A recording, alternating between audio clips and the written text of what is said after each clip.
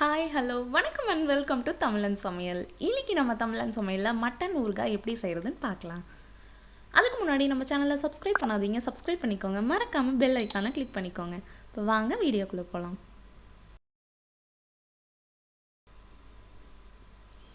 Mutton ஊறுகாய் செய்கிறதுக்கு நான் 1/4 கிலோ மட்டன் எடுத்திருக்கேன். அதை குக்கரில் போட்டு நல்லா வேக வச்சிடலாம். வேக வைக்கிறதுக்கு முன்னாடி 1 ஸ்பூன் உப்பு சேர்த்துக்கிறேன்,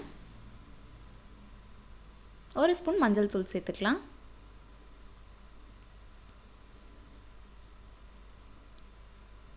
இப்போ வேகிறதுக்கு தேவையான அளவு தண்ணி சேர்த்துக்கலாம். நான் 2 டம்ளர் தண்ணி சேர்த்துருக்கேன்.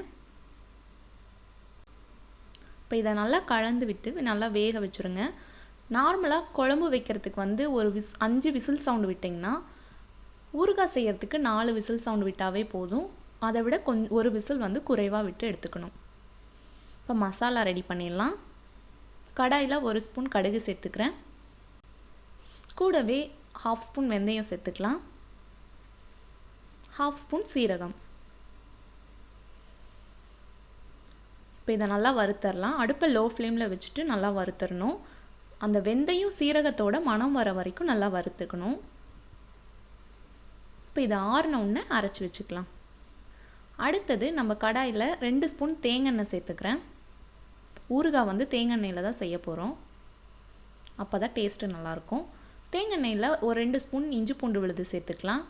சேர்த்துட்டு பச்சை வாசனை போகிற வரைக்கும் நல்லா வேக வச்சிடலாம். இஞ்சி பூண்டு விழுது அரைக்கும் போது ரொம்ப நைஸாக அரைக்க தேவையில்லை, கொஞ்சம் குறைன்னு இருக்க மாதிரி அரைச்சிக்கணும். அடுத்தது புளி ரெடி பண்ணிடலாம். புளி எப்படி ரெடி பண்ணணும் அப்படின்னா, நான் ஒரு பெரிய நெல்லிக்காய் சைஸ் புளியை 1 டம்ளர் தண்ணியில் நல்லா ஊற வச்சுட்டு கரைச்சிட்டேன். கரைக்கும் போது அதோட நாரெலாம் இருந்தால் எடுத்துடணும். எடுத்துட்டு இப்போ நல்லா வேக வைக்கணும்.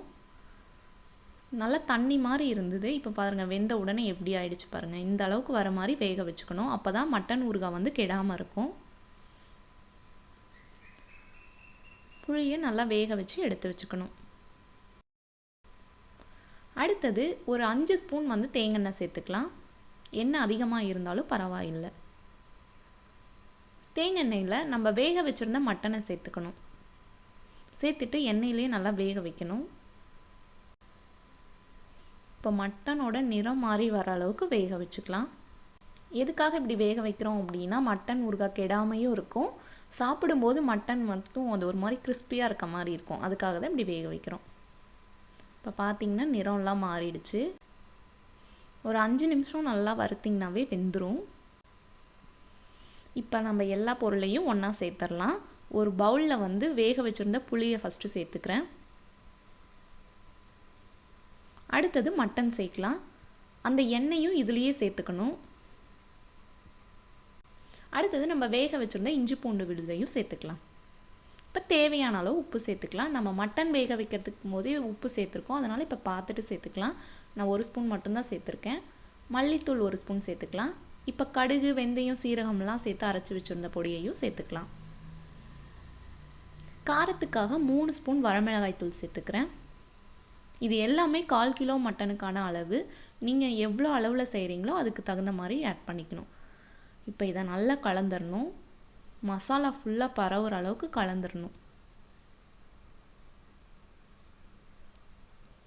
இப்போ கலந்துட்டு மேலே கொஞ்சமாக ஒரு 3 ஸ்பூன் மட்டும் தேங்காய் எண்ணெய் ஊற்றிக்கலாம். அப்போ தான் ஊறுகாய் கெடாமையும் இருக்கும், சாப்பிடும்போது டேஸ்ட்டும் நல்லாயிருக்கும். இப்போ இது எல்லாமே மிக்ஸ் பண்ணி வச்சுட்டு கொஞ்சம் நேரம் ஊறினதுக்கப்புறம் சாப்பிட்டிங்கன்னா டேஸ்ட்டு சூப்பராக இருக்கும். இப்போ ஊறுகாய் நல்லா ஊறிடுச்சு. இப்போ எடுத்து பார்க்கலாம். பார்க்கும்போதே சூப்பராக இருக்குது பாருங்கள்.